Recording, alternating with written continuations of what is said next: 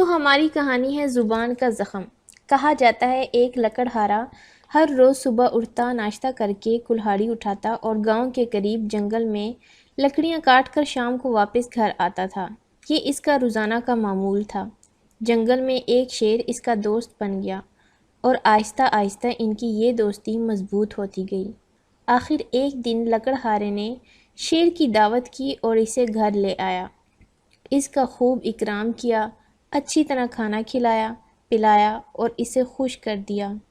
آدھی رات کے وقت جب دونوں مزے کی نیند سو رہے تھے، شیر کا منہ لکڑہارے کی طرف پھر گیا، جس سے تیز بدبو کے بھبوکے اٹھ رہے تھے۔ اس سے لکڑہارے کی نیند خراب ہو گئی اور وہ جاگ گیا۔ اس سے رہا نہ گیا، جلدی سے اپنے پیارے دوست شیر کو جگا کر کہنے لگا، ارے یہ منہ ذرا دوسری طرف پھیر دے، اس سے تو اتنی بدبو آ رہی ہے کہ برداشت سے باہر ہے۔ میری تو ساری نیند تم نے خراب کر دی۔ صبح کو دونوں بیدار ہوئے اور ناشتے کے بعد جنگل کی طرف روانہ ہوئے۔ لکڑہارا اپنی رات والی بات سے بالکل غافل تھا۔ وہ بھول چکا تھا کہ شیر نے رات کو اسے تکلیف پہنچائی ہے۔ اس نے شیر کی خاموشی پر بھی غور نہیں کیا۔ جنگل پہنچنے پر ابھی اس نے اپنا کام شروع کیا ہی تھا کہ شیر اس کے سامنے آ کھڑا ہو گیا۔ اس نے پہلی بار محسوس کیا کہ شیر کی آنکھوں میں خوشی کی بجائے غصے کی آگ بھڑک رہی ہے۔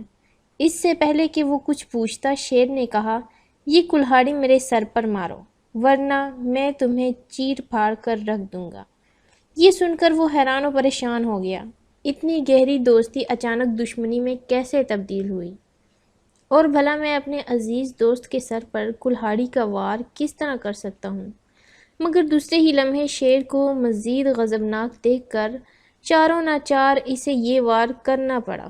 شیر کے سر سے خون بہنے لگا اور وہ جنگل میں غائب ہو گیا۔ خیر، دن گزرتے گئے، کافی عرصہ بیت گیا اور لکڑہارا یہ واقعہ بھول گیا، جب اسے بالکل پتہ نہ چلا کہ شیر نے ایسا کیوں کیا تھا۔ ایک دن وہ جنگل میں اسی طرح مصروف عمل تھا کہ اس کا روٹھا ہوا دیرینہ دوست شیر اچانک پھر نمودار ہوا۔ اس کے چہرے پر اطمینان تھا۔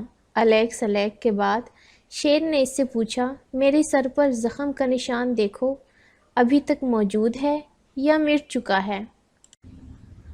تلاش کرنے کے بعد لکڑہارے نے نفی میں سر ہلا دیا، کیونکہ زخم کا نشان ختم ہو چکا تھا۔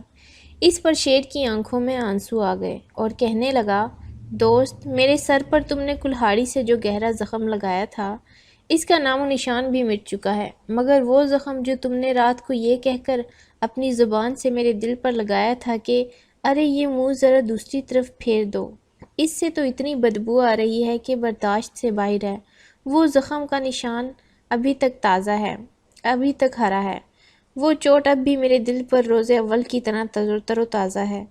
یہ سن کر لکڑہارے کا سر مارے شرم کے جھک گیا۔ اس کا ضمیر اسے ملامت کر رہا تھا اور وہ اپنے آپ کو ذلیل و رسوا شخص تصور کرنے پر مجبور تھا۔ اسی لیے کہتے ہیں کہ زبان ہی ہاتھی پر چڑھائے، زبان ہی عمر کٹوائے، یعنی اپنی زبان صحیح استعمال جو کرتا ہے، سوچ کر بولتا ہے، موقع پر گفتگو کرتا ہے اور بد کلامی اور سخت لہجے سے پرہیز کرتا ہے، لوگ اسے عزت کے مقام پر بٹھاتے ہیں، جبکہ اس کے برعکس جو شخص بد زبان اور بد کلام ہوتا ہے، اوٹ پٹانگ قسم کی باتیں کرتا ہے اور گفتگو میں احتیاط نہیں کرتا، ایسے شخص کی بد زبانی و بد کلامی کبھی کبھار اس کی جان گنوا دیتی ہے، یا کم از کم معاشرے میں اسے ضرور ذلیل کر کے چھوڑتی ہے۔